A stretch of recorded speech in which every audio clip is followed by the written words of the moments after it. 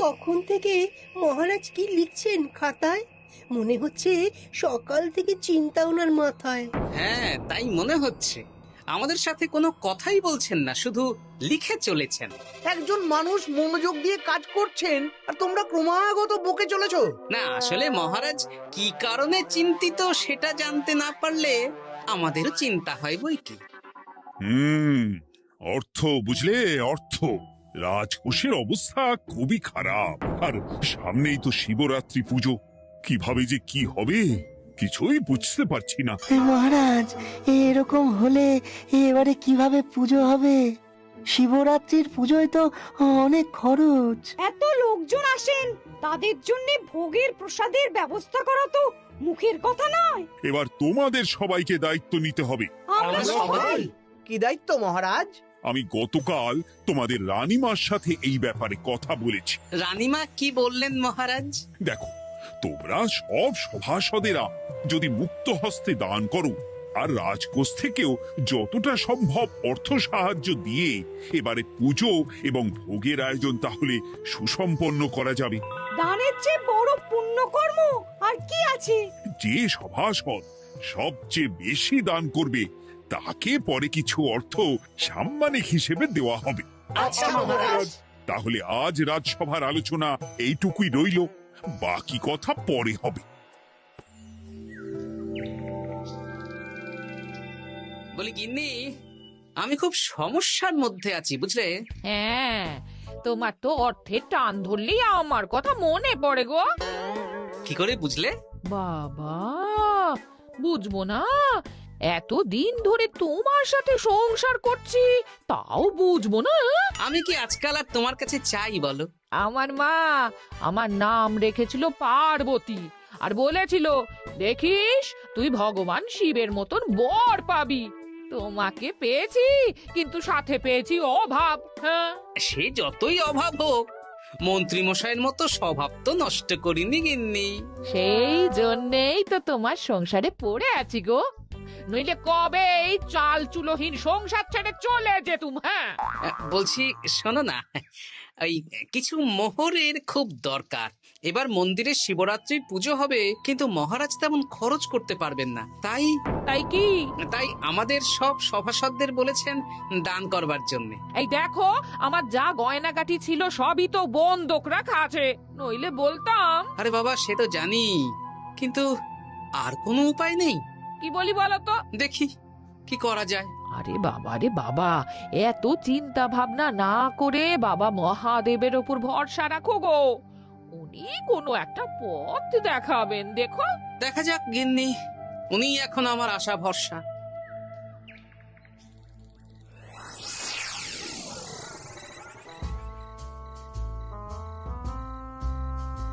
আরে মন্ত্রী মশাই, আপনি তখন থেকে শুধু এদিক ওদিক করছেন কেন বলুন তো? তা কি করব? না, আমরা তো বুঝতে পারছি না আপনার কি হলো। জীবনে অনেক অপমানিত হয়েছি, অনেক মার খেয়েছি, এবার সম্মান চাই। আর কেউ সম্মান না করলেও আমরা কিন্তু আপনাকে বেশ সম্মান করি মন্ত্রী মশাই। তোদের সম্মান আর মহারাজের সম্মানের মধ্যে অনেক পার্থক্য আছে। না, ওই ছোট মুখে বড় কথা বলছি মন্ত্রী মশাই, ক্ষমা করবেন। হ্যাঁ, মহারাজ আপনাকে কেন সম্মান করবেন? সামনে শিবরাত্রি, প্রত্যেক বছরের মতন এবছরেও গ্রামের মন্দিরে রাজবাড়ির তত্ত্বাবধানে পুজো হবে, আর সেই পুজোয় আমাকে দান করতে হবে। তা করুন, আপনার কি অর্থের অভাব নাকি? আরে বাবা, সব অর্থ দিয়েই তো তোদের গিন্নিমার গয়না বানিয়ে দিয়েছি, আমার হাতে আর আছে কই? ও, এই সামান্য ব্যাপার। আপনি মাছের তেলে মাছ ভাজুন। হ্যাঁ, আমিও তো তাই বলতে চাইছি। খোলসা করে বলতো তুই কি বলতে চাইছিস? মানে আমি বলতে চাইছি, আপনি আমাদের দায়িত্ব দিন, আমরা রাজ্যবাসীদের থেকে চাঁদা তুলবো, ভিক্ষে করব।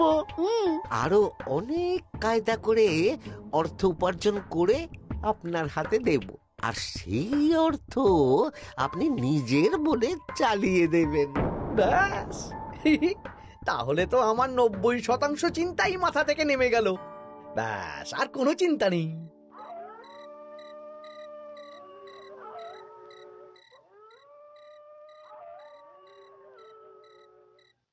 কি গো, এত রাত হয়ে গেল, এখনো ঘুমোচ্ছ না কেন বলো তো? হ্যাঁ, খুব চিন্তা হচ্ছে গো গিন্নি, এখনো বুঝে উঠতে পারিনি যে কি করে দান করব। শুধু অর্থদানই কি দান নাকি গো? শিব ঠাকুর তো আমাদের প্রত্যেকের মধ্যেই রয়েছেন গো। হ্যাঁ, তা তো তিনি আছেন। তুমি বরং ভক্তদের সহযোগিতা করো। পুজোর দিন ভক্তরা দূর থেকে যাতে মন্দিরে আসতে পারে সেই ব্যবস্থা করো।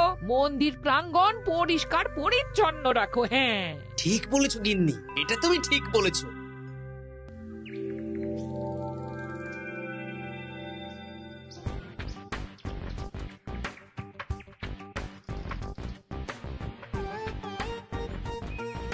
এই যে বাড়িতে কে আছেন? মন্ত্রী মশাই বলুন। তা প্রত্যেক বছরের মতন এই বছরেও তো শিবরাত্রি উপলক্ষে মন্দিরে পুজো হচ্ছে, জানেন তো?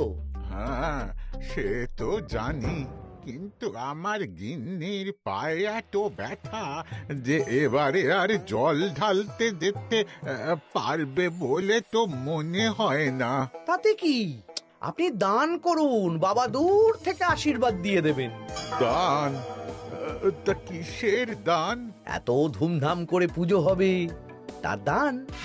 এ কি, এতদিন ধরে মন্দিরে তো দান দেওয়ার কোনো ব্যাপার ছিল না। এবার আছে। দান করা সবচেয়ে বড় ধর্ম। আহ, আমরা বুড়ো বুড়ি খুব অল্প অর্থে সংসার চালাই। আমাদের ছেলে যেটুকু পাঠায় তা দিয়েই চালাই। আমরা আর কি দান করব মন্ত্রী মশাই? দরকার হলে কদিন না খেয়ে থাকবেন, বাবার নামে উপোস করবেন, আর যে দান করবে না আমি তাকে এই রাজ্যে থাকতে দেব না। ওরে বাবা রে, দিচ্ছি দিচ্ছি দিচ্ছি। আর শুনুন, এই দানের ব্যাপারটা যেন 5 কান না হয়, নইলে কিন্তু। ওরে বাবা, না না না, ঠিক আছে ঠিক আছে। আজকে সারাদিনে ভালোই রোজগার হয়েছে, কি বলিস বটা? হ্যাঁ, কালকে আবার সারাদিন চাঁদা তোলা হবে। চাঁদা নয়, বল চাঁদার নামে দান তুলছি। হ্যাঁ, আর যা ভয় দেখাচ্ছি, কেউ ভয় মুখ খুলবে না। এই তো যাই, এরকম চলতে থাকলেই আমাকে সেরার সেরা দানি হওয়া থেকে কেউ আটকাতে পারবে না। এই তুমি এই ভর দুপুরে বস্তা কাঁধে নিয়ে কোথায় যাচ্ছ গো? একটু জঙ্গলের দিকে যাচ্ছে গিন্নি, শুকনো কাঠ নিয়ে আসি। পুজোর দিন তো ভোগের রান্না করতে জ্বালানি লাগবে, দেখি শুকনো কাঠ নিয়ে রাজবাড়িতে দিয়ে আসবো। বেশ বেশ বেশ, যাও। হে দেবাদিদেব মহাদেব, তুমি একটু দেখো বাবা।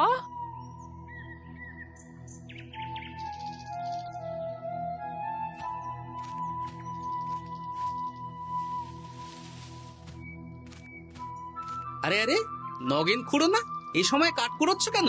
কি আর করব গোপাল, কাঠ কুড়িয়ে নিয়ে যাচ্ছি, এবার এগুলো হাটে বেচবো। সে কি গো, তোমার ছেলে তো শহরে চাকরি করে বলেছিলে, এ মাসে সে অর্থ পাঠায়নি?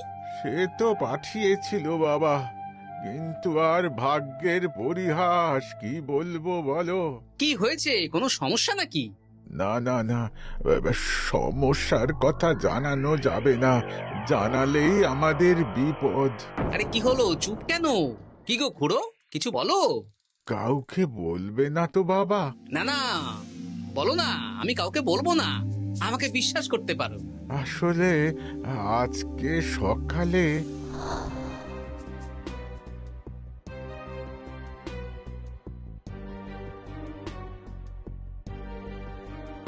হ্যাঁ, মন্ত্রী মশাই? হ্যাঁ, শুধু আমাদের বাড়ি থেকে না, গ্রামের সব বাড়ি থেকে তুলেছে। ঠিক আছে খুড়ো, তুমি নিশ্চিন্তে থাকো। আর আমার চিন্তার শেষ নেই। আমার গিন্নির কদিন ধরে এত পায়ে ব্যথা যে এবারে অতটা হেঁটে মন্দিরে বাবার মাথায় দুধ ঢালতে যেতে পারবে না। ঠিক আছে, তুমি একদম চিন্তা করো না, আমি দেখছি কি করা যায়।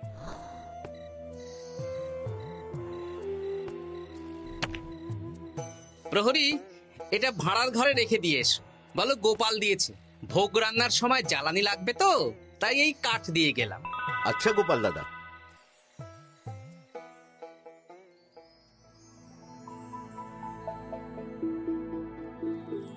তারপর সবাই কিছু অর্থের যোগান করতে পারলে মহারাজ, আমি 5 মোহর অর্থ সাহায্য করতে চাই। আমিও 5 মোহর মহারাজ। বেশ। গোপাল, মহারাজ, এখন আমার হাত একদম খালি, তাই আমি অন্যভাবে সহযোগিতা করার চেষ্টা করছি। কিরকম? এই তো গতকাল আমি 1 বস্তা কাঠ দিয়ে গিয়েছি, আজকে আরো দেব। তারপর আগামীকাল মন্দির চত্বর পরিষ্কার করব, আগাছা পরিষ্কার করব, পুজোর দিন ভিড় সামলাবো, যারা দূর থেকে আসবে তাদের একটা গরুর গাড়ি করে নিয়ে আসবো। আচ্ছা, বেশ বেশ, কর। মন্ত্রী, মহারাজ, এই নিন। এতে 200 মোহর আছে। আমি আরো দান করব, আপনি কোনো চিন্তা করবেন না মহারাজ। বাহ বাহ বাহ বাহ বাহ, এ তো বিশাল ব্যাপার। আমি জীবনে অনেক পাপ করেছি, তাই এখন দান করে একটু যদি পুণ্য লাভ হয় সেটাই আশা। বেশ বেশ। পণ্ডিত, তুমি আর রাজবৈদ্য তাহলে পুজোর দশকর্মা দ্রব্যাদি কেনাকাটা শুরু করো। এখন ধারে নিয়ে আসবে, পুজোর পরে সব শোধ করে দেওয়া হবে। আচ্ছা মহারাজ, ঠিক আছে। তাহলে আজকে আমি আর পণ্ডিত মশাই দুজনে বাজারের দিকে যাব আর সব দশকর্মার দ্রব্যাদি কিনে নিয়ে আসব। হ্যাঁ হ্যাঁ, তাই কর।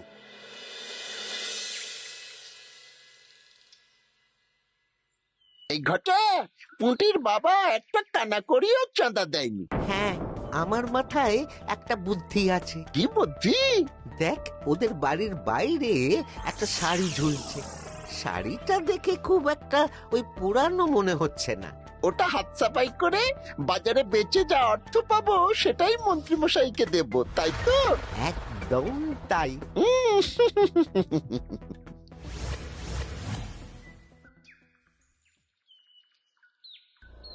হাই পুটি, দেখ তোদের বাড়ি থেকে বটা ঘটা কাকা শাড়ি চুরি করছে। হ্যাঁ, তাই তো। ন্যাপলা, ওরে বাবা রে, মরে গেলাম রে, ওরে মরে গেলাম। পালাও, পালাও, পালাও। ওরে বাবা। এই কি হয়েছে রে? চিৎকার করছিস কেন? আর বটা ওভাবে পালালো কেন? এই বটা ঘটা কাকা ওই পুটির মায়ের শাড়ি চুরি করে পালাচ্ছিল, আমরা ধরে ফেলেছি। সাব্বাস, এই তো চাই। তার মানে মন্ত্রী মশাই এখন দান করার জন্য চুরিও করাচ্ছে। বাহ! কি ভাবছো গোপাল দাদা? না, কিছু না। আচ্ছা পুটির বাবা, তোমাদের বাড়ি মন্ত্রী মশাই চাঁদা তুলতে আসেননি? এসেছিলেন তো, কিন্তু আমি বলে দিয়েছি আমি পারবো না। নিজেদের বীজ ধান কেনার অর্থ নেই, চাঁদা দেবো কি করে? আচ্ছা, এই ব্যাপার, এবার বুঝতে পেরেছি। অনেক ভয় দেখালেন, চমকালেন, কিন্তু কিচ্ছু দিইনি। তাই বটা ঘটা চুরি করতে এসেছি, বুঝেছি। বেশ, এই সাবধানে থেকো। কিভাবে যে সংসার চালাবো? শোনো পুটির বাবা, তুমি এক কাজ করো। বলো। জঙ্গলে অনেক ধুত্র গাছ, আকন্দ গাছ আছে। তুমি পুজোর দিন সকাল থেকে মন্দিরের কাছে একটা ফুল মালা বেলপাতার দোকান দাও। এটা ভালো বুদ্ধি দিয়েছো। আমি তো এখন মন্দির প্রাঙ্গণ সাফ সাফাই করতে যাচ্ছি, আমি বরং কাজের ফাঁকে তোমার জন্য একটা ছাউনি দিয়ে মন্দিরের কাছে দোকান বানিয়ে দেব। তাহলে তো খুবই ভালো হয়। এই পুটি, তোরাও আমার সাথে চল, হাতে হাতে সাহায্য করবি। চল চল চল। চলো গোপাল দাদু।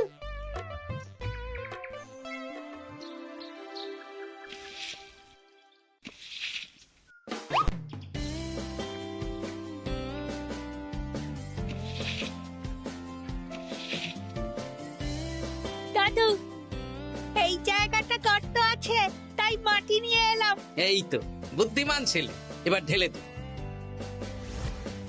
ব্যাস, এখানটা এবার ঠিক হয়ে গেল। দেখি এবার মন্দিরের পিছনের দিকটা একটু পরিষ্কার করে দিই।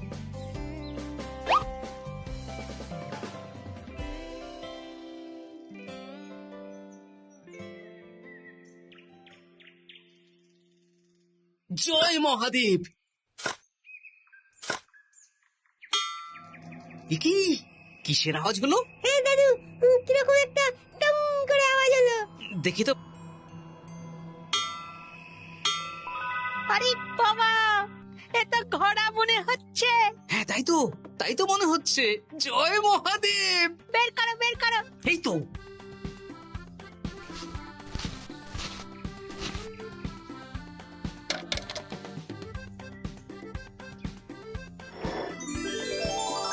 ও দাদু, এ তো সোনার মোহর। জয় মহাদেব, তুমি সত্যি আছো প্রভু, তুমি সত্যি আছো। একই দাদু, তুমি কাঁদছো কেন? সবই মহাদেবের কৃপা।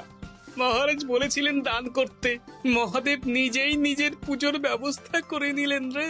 হ্যাঁ, তাই তো দেখছি দাদু। তবে শোন, এই কথাটা কাউকে বলিস না। আচ্ছা গোপাল দাদু, আমরা কাউকে বলবো না। হ্যাঁ।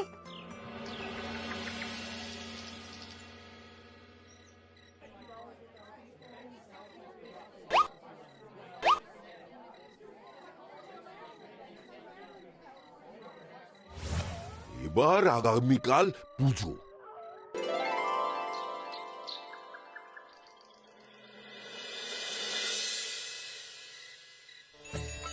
জয় শিব শম্ভু, হর হর মহাদেব।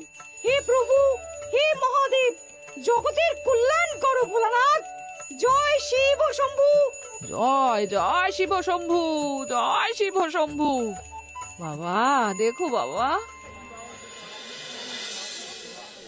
বাহ বাহ বাহ বাহ, এই তো সব ভালোই হচ্ছে। ভালো তো হবেই মহারাজ। আমি যা দান করেছি, পুজো পাঠ এবারে ধুমধাম করে হবে। দান করে অত অহংকার করতে নেই মন্ত্রী। এক হাতে দান করলে আরেক হাতকে জানাতে নেই, বুঝলে? বুঝেছি মহারাজ।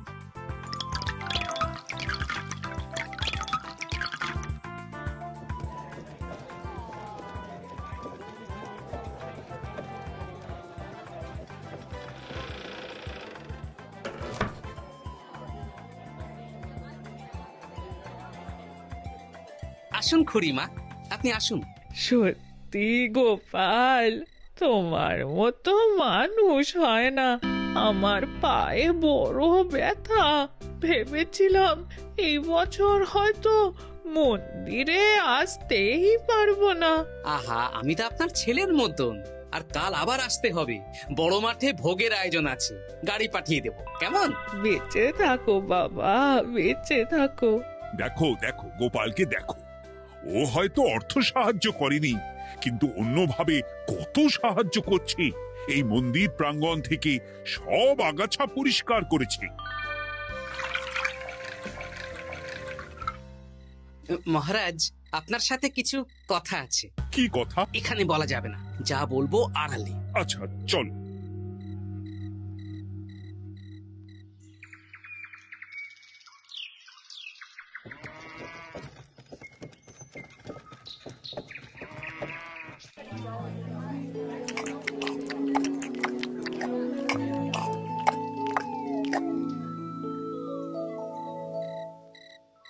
আজ সান্ধ্য সভায় সবাইকে আমি ডাকলাম, তার একটাই কারণ। কি কারণ মহারাজ? কি বলবেন আজ? গতকাল শিবরাত্রির পুজো, আর আজ বেলার পুজোর ভোগ গ্রহণ পর্ব বেশ ভালোভাবেই সুসম্পন্ন হলো। এতে আমি খুব খুশি ও শান্তি পেয়েছি। তাই মহারাজ আমাকে সম্মান প্রদান করবেন, তাই তো? আমার মনে হয় আমি সবচেয়ে বেশি দান করেছি। না, তুমি তো কোনো নিঃস্বার্থ দানই করনি। মানে আমি যে কত মোহর দিলাম। ওগুলো তো লোকজনকে ভয় দেখিয়ে দানের নামে চাঁদা তুলে দিয়েছো। সেরেছে, সব জেনে গেছেন। হ্যাঁ, সেই জন্য সম্মান নয়, তোমাকে শাস্তি দেওয়া হবে। ওরে বাবা রে, ভুল হয়ে গেছে, ভুল হয়ে গেছে।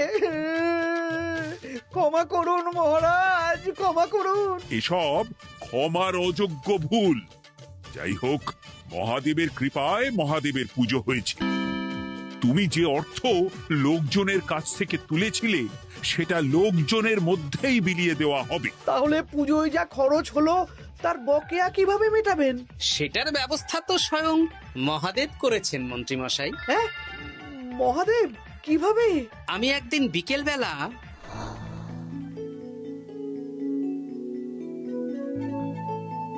ওরে বাবা, এক ঘোড়া সোনার মোহর। হ্যাঁ, এক ঘোড়া সব মহারাজকে দিয়ে দিয়েছি। আর এই দান সংক্রান্ত যে অর্থ সাম্মানিকের কথা বলেছিলাম, তা পাবে গোপাল। ধন্যবাদ মহারাজ। তবে মন্ত্রী মশাই যে অর্থ লোকজনের কাছ থেকে বলপূর্বক তুলেছেন, সেটা দিয়ে গরিব চাষি ভাইদের বীজ কেনার অর্থ দান করা হবে। আর মহাদেবের কৃপায় যে এক ঘড়া মোহর পাওয়া গেছে, তা দিয়ে বকেয়া মেটানো হবে। সাবাস গোপাল, সাবাস। এই না হলে আমার গোপাল। সাধু সাধু। আর মন্ত্রী মশাইকে কি করা হবে? ওকে কাল শাস্তি দেওয়া হবে।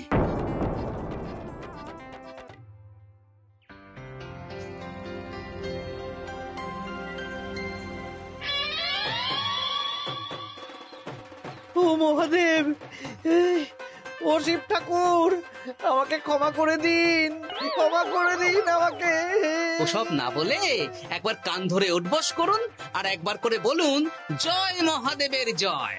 জয় মহাদেবের জয়, জয় মহাদেবের জয়, জয় মহাদেবের জয়। সবই মহাদেবের দান।